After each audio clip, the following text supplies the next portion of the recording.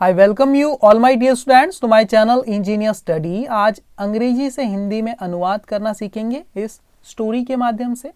Story का नाम है संत हरिदास म्यूजिक, संत हरिदास का संगीत। ठीक है, का के की के लिए हम जनरली क्या लगाते हैं, एपोस्ट्रोफ एस लगाते हैं, लेकिन यहाँ पर खाली एपोस्ट्रोफ लगा है क्योंकि स्पेलिंग एस पे खत्म हुई है। जो भी स्पेलिंग एस पे खत्म होती है उसमें एपोस्ट्रोफ एस नहीं लगाया जाता, ओनली इस साइन को लगाया जाता है एपोस्ट्रोफ। ठीक है, ये जो स्टोरी है ना, ये है तानसेन का नाम आपने सुना होगा। राजा अकबर के 9 रत्नों में से एक व्यक्ति था तानसेन, और उनके भी एक गुरु थे। तानसेन बहुत ही बड़े संगीतकार थे। ऐसा माना जाता है जब वो गीत गाते थे तो दीपक जलने लगते थे। ठीक है, बुझे हुए दीपक भी जल जाते थे। तो उनके भी गुरु थे जिनका नाम था संत हरिदास जी।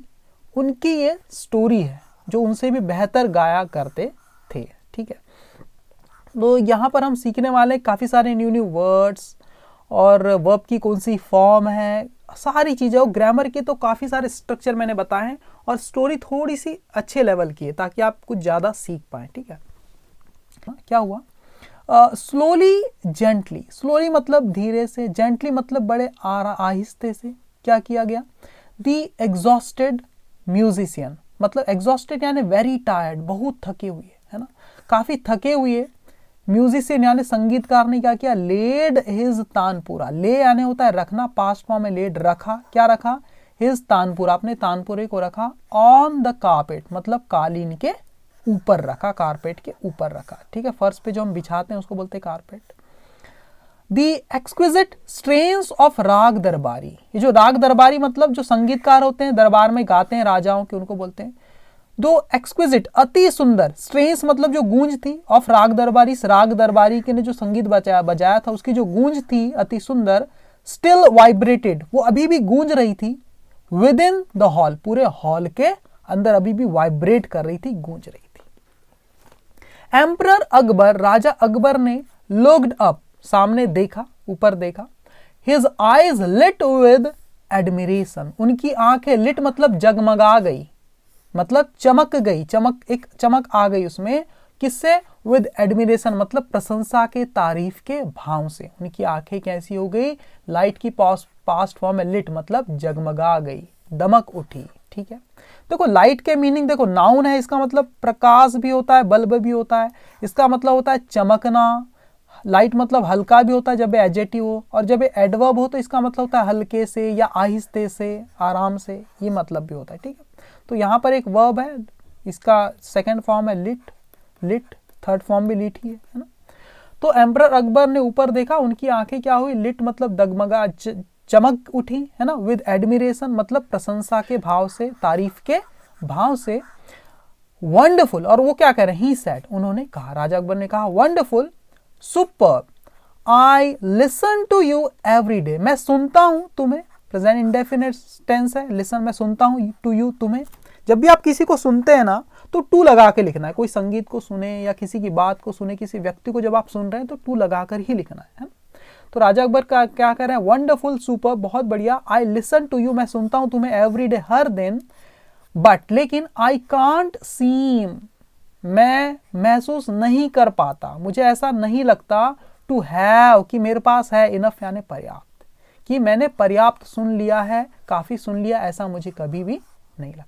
ठीक है, ऐसा वो कह रहे हैं। लाइट का मतलब मैंने क्या बताया था, एक और मीनिंग हल्के से, एडवर्ब के रूप में काम करता है ये, आहिस्ते से। जैसे कि कैसे यूज करना है सेंटेंस में, ही टच्ड द डेलिकेट फ्लावर, उसने छुआ उस नाजुक से फूल को, लाइट मतलब कि हल्के से। आप लाइटली का भी, LIGHTLY, लाइटली का भी इस्तेमाल कर सकते हैं। ये लाइट एडजेक्टिव भी है और एडवर्ब के जैसे भी काम करता है, समझिए। यहां पर भी देखो, द डांसर लीप्ड लाइट, जो डांसर थे लीप्ड वो कूदे या उछले, लाइट मतलब आहिस्ता से कूदे, अक्रॉस द स्टेज मतलब पूरे स्टेज पर। ठीक है, और एक वर्ड होता है स्लो, इसका मतलब होता है आराम से, धीरे से, और इसको आप स्लोली एक एडवर्ब के जैसे भी इस्तेमाल कर सकते हैं। स्लो या स्लोली दोनों बिल्कुल सही है। तो आगे देख लेते क्या है। तानसेन बोर्ड, तानसेन झुके, बो यानी झुकना, पास्ट फॉर्म में बोर्ड, झुके, है ना।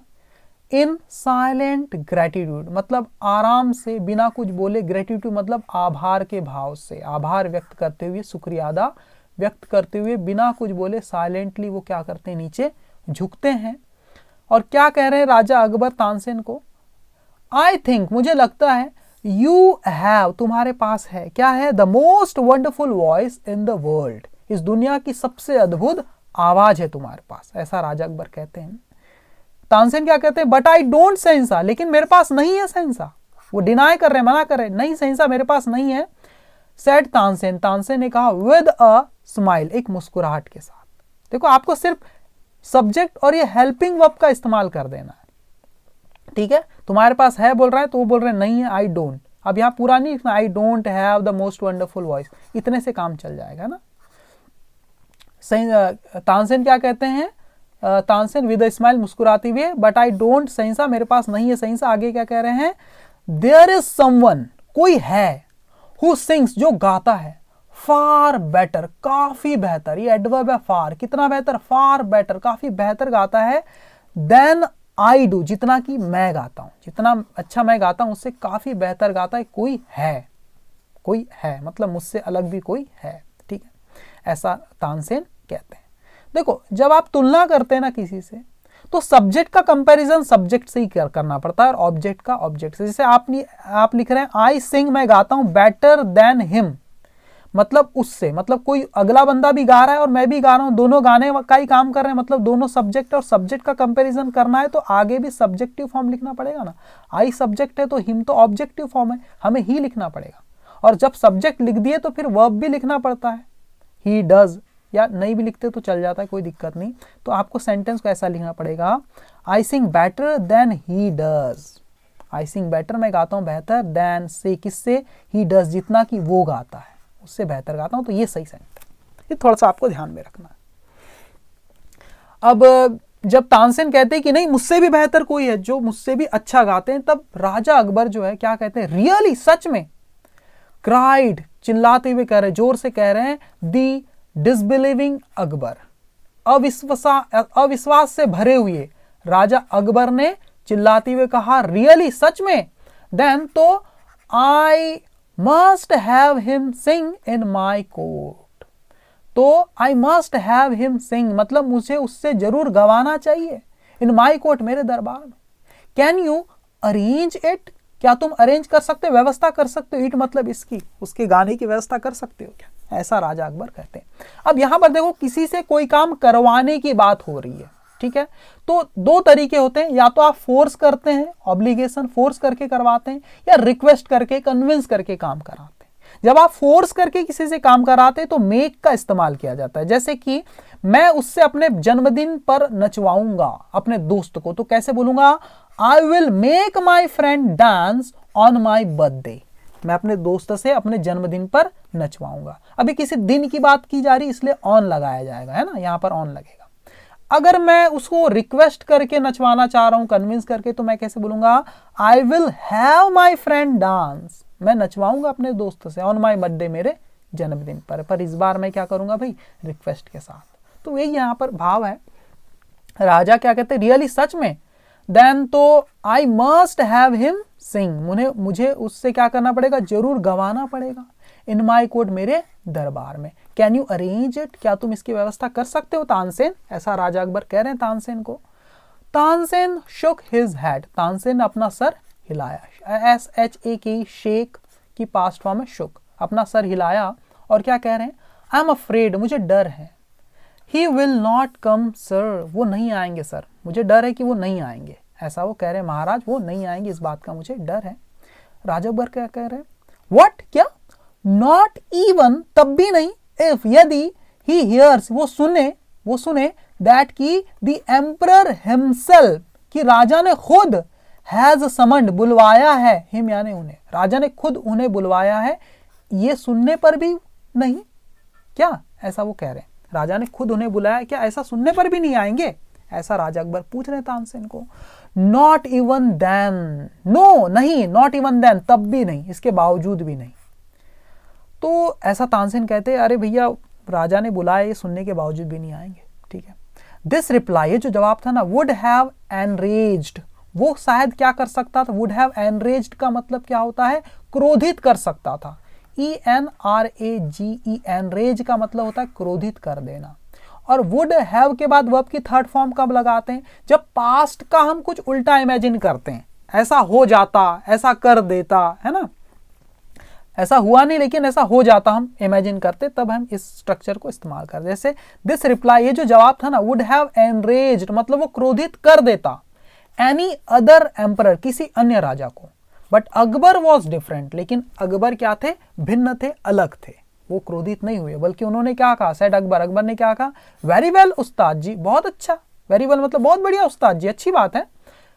अकबर सेड, अकबर ने कहा, smiling into Tansen's half scared eyes, smiling मुस्कुराते हुए, इनटू मतलब में, किसमें? तानसेन की आधी डरी हुई आंखों में झांककर मुस्कुराते हुए राजा अकबर ने कहा, वेरी वेल उस्ताद जी, बहुत बढ़िया उस्ताद जी।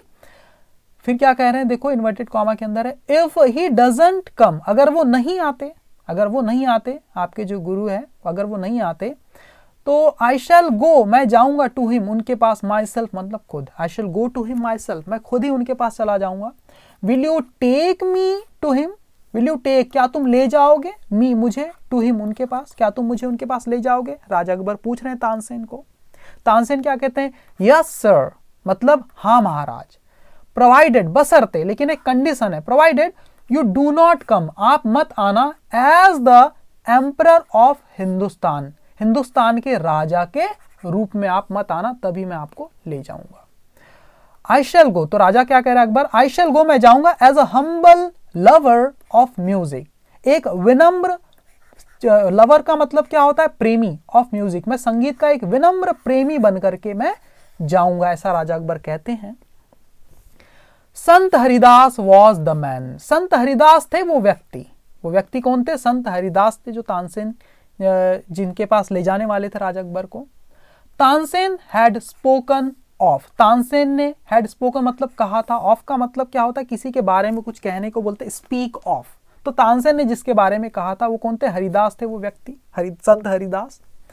ही had been Tansen's music teacher, he had been वो रह चुके थे, तानसेन्स मतलब तानसेन के म्यूजिक टीचर यानी संगीत के शिक्षक, तानसेन के संगीत के शिक्षक रह चुके थे। एंड और ही लिव्ड वो जीते थे, लिव यानी रहना, लिव यानी जीना भी होता है, पास्ट फॉर्म में लिव्ड वो जीते थे, कैसी लाइफ जीते थे? The austere life of a hermit, मतलब एक सन्यासियों वाली ऑस्टियर लाइफ मतलब सीधा साधा जीवन वो जीते थे। कौन? संत हरिदास जी। व्हेन जब Tansen and the emperor reached his हट, जब तानसेन और द एम्परर मतलब राजा रीच्ड पहुंचे, कहां पहुंचे? जब भी आप कोई पहुंचते हैं तो डायरेक्ट लिखना उस प्लेस को, हिज हट मतलब उनकी झोपड़ी में। जब तानसेन और राजा अकबर उनकी झोपड़ी में पहुंचे संत हरिदास जी की, तो क्या हुआ? ही वॉज बिजी, वो व्यस्त थे, बिजी थे, विद हिज डेली, क्या इसको क्या पढ़ेंगे? चोज, क्या पढ़ेंगे? Chose, with his daily chose, अपने रोजमर्रा के कामों में, चोज में वो क्या थे? बिजी थे, है ना, चोज। जब राजा अकबर और तानसेन जी वहां पहुंचे तो he was busy with his daily chose, वो अपने रोजमर्रा के काम में व्यस्त थे संत हरिदास जी। When they asked him to sing, देखो आस्क का मतलब पूछना नहीं, किसी को कुछ करने के लिए कहना भी होता है ना। देखो जैसे कि my mother asked me to clean the floor, इसका क्या मतलब है? मेरी माँ ने कहा, मी मुझसे, टू क्लीन साफ करने को कहा, द फ्लोर मतलब फर्श को, मेरी माँ ने मुझे फर्श को साफ करने को कहा। जैसे कि ही वॉज आस्किंग मी, वो मुझसे कह रहा था, टू गो जाने को, होम यानी घर, वो मुझे घर जाने को कह रहा था। तो वैसे ही when they asked, जब उन्होंने कहा, when they asked him मतलब उन्हें, संत हरिदास को, to sing मतलब गाने के लिए, जब उन्होंने उनको गाना गाने के लिए कहा, he smiled, तो हरिदास जी तो संत हरिदास थे, he smiled उन्होंने मुस्कुराया, but लेकिन said और कहा, लेकिन कहा firmly मतलब पूरी दृढ़ता के साथ, पूरे साफ साफ स्पष्ट रूप से कहा, क्या कहा? I am long past, क्या कहा देखो, I am long past the age for singing, क्या मतलब है?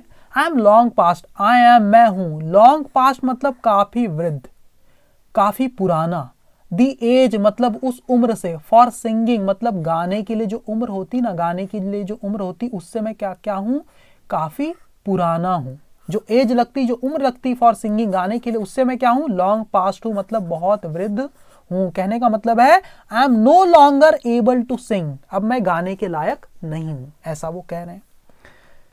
जैसे कि I am long past the age for teaching, मतलब अब मेरी पढ़ाने की उम्र नहीं है, मैं पढ़ाने की एज से बहुत वृद्ध हो चुका हूं। या इसको ऐसा बोल सकते हैं, बराबर किसके बराबर है ये, I am no longer able to teach. दोनों सेंटेंस का मीनिंग सेम है। तो वही कह रहे हैं संत हरिदास जी, क्या कह रहे हैं, I am long past the age for singing, अब मेरी गायकी की उम्र नहीं है, उससे बहुत वृद्ध हो चुका हूं मैं।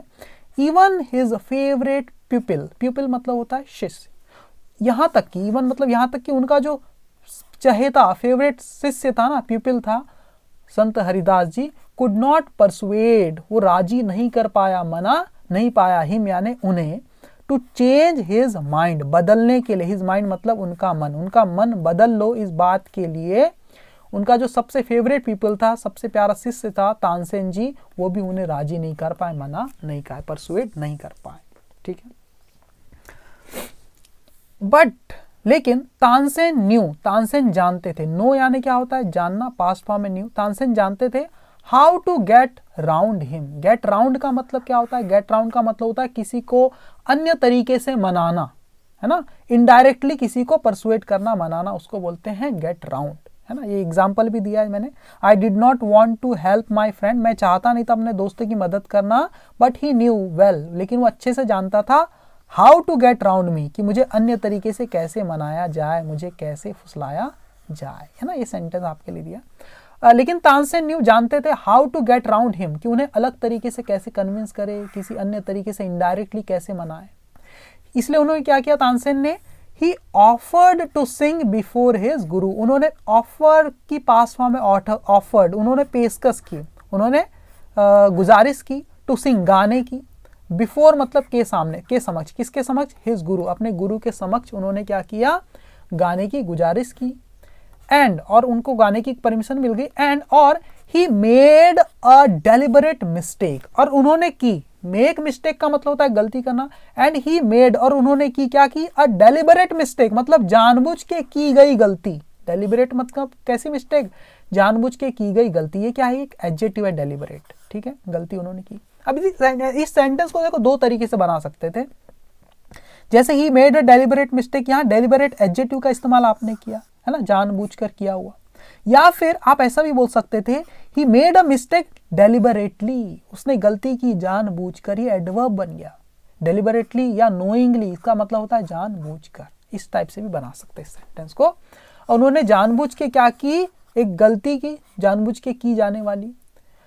अब वो गलती की तो फिर देखो क्या हुआ, क्राइड हिज टीचर, वो तानसेन जी के जो गुरु है संत हरिदास, वो चिल्लाते हुए क्या करें, यहां से लेके यहां तक क्या करें, दैट्स नॉट, देखो दैट इज का कॉन्ट्रैक्टेड फॉर्म है, that's not the right note, ये नहीं है सही धुन। तानसेन ये सही धुन नहीं है। क्राइड हिज टीचर, उनके शिक्षक ने, गुरु ने चिल्लाते हुए कहा। अमेज्ड मतलब हैरानी पूर्वक, है ना, चिल्लाते हुए कहा। फिर क्या करें, what has happen to you, क्या हो गया है तुम्हें। हैज के बाद वर्ब की third form present perfect tense, क्या हो चुका है या क्या हो गया है, टू यू मतलब तुम्हारे साथ, तुम्हें क्या हो गया है, ऐसा वो कह रहे हैं। तानसेन डिड नॉट सीम, ऐसा प्रतीत नहीं हुआ, टू अंडरस्टैंड कि वो समझ गया हो, हिज टीचर अपने गुरु को सुन रहा हो, समझ रहा हो, ऐसा वो प्रतीत नहीं हो रहा था। वो जानबूझ एक्टिंग कर रहा था कि मैं समझ नहीं रहा हूं कुछ करके। एंड और he made the same mistake, और उन्होंने वही गलती की, मेड मतलब की, द सेम मिस्टेक वही गलती की, अगेन मतलब पुनः, है ना, तानसेन ने वही गलती पुनः की, दोबारा की। Exasperated Sant Haridas took the tanpura, exasperated क्या है, एक एडजेक्टिव है, इसका मतलब होता है हताश या निराश। देखो अभी समझ में आएगा इसका स्ट्रक्चर। जैसे कि एक सेंटेंस है, आफ्टर बीइंग टायर्ड, टायर्ड मतलब एडजेक्टिव है, थका हुआ। आफ्टर यानी के बाद, बीइंग मतलब होने के बाद, क्या होने के बाद, टायर्ड, थका हुआ होने के बाद, ही स्टॉप्ड रनिंग, उसने दौड़ना बंद कर दिया। इस सेंटेंस को आप ऐसे भी बोल सकते हैं, बीइंग टायर्ड, थक कर, ही स्टॉप्ड रनिंग, उसने दौड़ना बंद कर दिया। या इस सेंटेंस को बहुत ही एडवांस तरीके से ऐसे बोल सकते हैं शॉर्टकट में, टायर्ड ही स्टॉप्ड रनिंग, थक कर उसने दौड़ना बंद कर दिया। तो वही यहां पर एग्जास्परेटेड मतलब हताश होकर या निराश होकर। संत हरिदास टुक, संत हरिदास ने ले लिया, टेक की पास्ट फॉर्म है टुक, दी तानपुरा, उस तानपुरा को ले लिया, फ्रॉम मतलब से, कहां से, फ्रॉम तानसेन्स हैंड, तानसेन के हाथों से ले लिया, तानसेन्स हैंड्स, एंड सैंग और गाया, सिंग यानी गाना, सैंग गाया, क्या गाया, द राइट नोट मतलब सही धुन गाई। Then he went on, go on की पास्ट फॉर्म है, वेंट ऑन मतलब होता है जारी रखना, देन ही वेंट ऑन और फिर उन्होंने जारी रखा, टू द नेक्स्ट अगला, एंड द नेक्स्ट और अगला नोट, ऐसा वो गाते चले गए, वो गाने में मग्न हो गए और वो गाते रहे।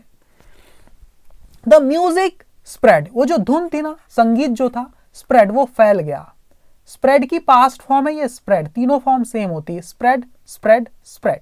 द म्यूजिक स्प्रेड, जो धुन थी जो संगीत था वो फैल गया, अक्रॉस द फॉरेस्ट, अक्रॉस का मतलब होता है एक छोर से दूसरे छोर तक, है ना, अक्रॉस द फॉरेस्ट मतलब पूरे जंगल भर, एक छोर से दूसरे छोर वो म्यूजिक फैल गया, लाइक मतलब के जैसे, किसके जैसे, like the first glimmer of down, जो पहली किरण होती ना, ऑफ मतलब की डाउन यानी भोर की, एकदम सुबह सुबह की जो पहली किरण होती उसके जैसे जो म्यूजिक था वो पूरा फैल गया, और या फिर अथवा द फ्रेग्रेंस ऑफ जैस्मिन, और जो जैस्मिन की जो फ्रेग्रेंस होती, खुशबू होती, उसके जैसे वो म्यूजिक पूरे जंगल भर फैल गया। बोथ दोनों, कौन, अकबर एंड तानसेन, अकबर और तानसेन दोनों के दोनों ने क्या किया, लिसन, लिसन की पास्ट फॉर्म है लिसन, टू लगा के लिखना है ना, टू हिम उसे सुना, है ना, संत हरिदास को सुना, एज इफ मानो दे वर हैप्नोटाइज्ड, जैसे कि वो हो गए हों, क्या हो गए हों, हैप्नोटाइज मतलब सम्मोहित हो गए थे, इस तरह से उन्होंने सुना। तो जब भी आप देखो बोथ का इस्तेमाल करते हो, दो चीजों को जोड़ते तो एंड कंजक्शन के साथ ही जोड़ना है ना, both you and me will go to Mumbai, दोनों तुम और मैं मुंबई जाएंगे। वैसे ही बिटवीन के साथ भी जब दो चीजों को जोड़ते हो तो एंड कंजक्शन ही यहाँ पर लगाना पड़ता है, जैसे कि I will come between 7 PM and 8 PM, मैं आऊंगा 7 और 8 बजे के बीच, यहाँ टू मत लगाना। जैसे कि मुझे बोलना है this train runs between Delhi and Mumbai, ये ट्रेन दिल्ली और मुंबई के बीच चलती, तो बीच में एंड लगा के जोड़ूंगा, ठीक है, ध्यान में रखना। ओके, आगे क्या हुआ फिर, द एम्परर, अब पूरी जो खुशबू थी जंगल में फैल गई, जैसे कि जास्मीन की खुशबू मतलब जो धुन थी, जो संगीत था, म्यूजिक है ना, वो पूरे जंगल में फैल जाती जैस्मीन के फूल की खुशबू के जैसे, है ना। The emperor realized, the emperor राजा ने, रियलाइज्ड मतलब महसूस किया, दैट कि Tansen had spoken the truth, कि तानसेन ने कहा था, क्या कहा था, द ट्रुथ सच कहा था। ही हैड नॉट नोन, वो नहीं जानते थे, तो राजा अकबर को ही बोला यहाँ पर, ही हैड नॉट नोन, वो नहीं जानते थे राजा अकबर, दैट की म्यूजिक कुड बी, कि म्यूजिक हो सकती थी, कैन की पास्ट फॉर्म में कुड, कि म्यूजिक हो सकती थी, लाइक दिस मतलब इसके जैसी, ऐसी भी म्यूजिक हो सकती थी, वो नहीं जानते थे, है ना। He had certainly never heard, देखो हैड ये हेल्पिंग वर्ब है, मेन वर्ब देखो इतने दूर लिखी हुई, ही हैड हर्ड मतलब उन्होंने सुना था, अब यहाँ नेवर लिखा है मतलब कभी नहीं सुना था, सर्टनली मतलब निश्चित रूप से, पक्के में, he had certainly never heard, उन्होंने सच में कभी नहीं सुना था, एनीथिंग मतलब कुछ भी, लाइक मतलब के जैसा, इट मतलब इसके जैसा, कुछ भी, बिफोर मतलब पहले, इसके जैसा, इस म्यूजिक के जैसा कभी भी, कुछ भी इसके पहले उन्होंने कभी नहीं सुना था, पक्के में, है ना, निश्चित रूप से। एज दे वॉक्ड बैक, जब दे वॉक्ड बैक, जब वे वापस चले वहां से, the emperor suddenly broke the silence, the emperor मतलब राजा ने अचानक क्या किया, ब्रेक की पास्ट फॉर्म में, ब्रोक द साइलेंस मतलब चुप्पी तोड़ी, साइलेंस को तोड़ा, अपनी चुप्पी को तोड़ी, टू आस्क तानसेन, तानसेन से पूछने के लिए, क्या पूछने के लिए, क्या पूछा, क्या पूछ रहे हैं, why can't you sing, why can't you sing, तुम क्यों नहीं गा सकते, लाइक हिम उनके जैसा, उस्ताद जी तुम उनके जैसा क्यों नहीं गा सकते, अपने गुरु संत हरिदास के जैसा, तानसेन से पूछ रहे हैं राजा अकबर।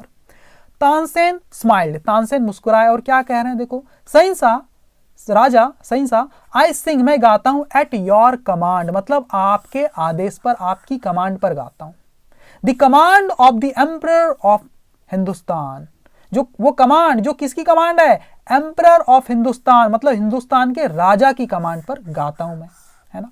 बट लेकिन गुरुजी, जो मेरे गुरुजी है संत हरिदास जी, सिंग्स वो गाते हैं, फॉर द वन, फॉर मतलब के लिए, द वन मतलब उस एक के लिए, हु इज जो है, क्या है, the master of even Kings, जो मालिक है, ऑफ मतलब का, इवन किंग्स मतलब राजाओं का भी मालिक है, जो राजाओं का भी मालिक है ना, राजाओं से भी बड़ा राजा है, उसके लिए गाते हैं। और वो कौन है? गॉड, वो देवताओं के लिए, भगवान के लिए गाते हैं। ठीक है। हिज म्यूजिक स्प्रिंग्स, उनकी जो म्यूजिक है, जो संगीत है मेरे गुरु का, स्प्रिंग्स मतलब वो प्रकट होता है। स्प्रिंग यानी प्रकट होना, उसी की फॉर्म लगी ऐसे आई इस वाली प्रेजेंट इंडेफिनिट टेंस में। उनकी जो संगीत है ना, उनका संगीत स्प्रिंग्स, वो प्रकट होता है, निकलता है। फ्रॉम मतलब से, सोर्स को बताने के लिए फ्रॉम लगाते। कहां से?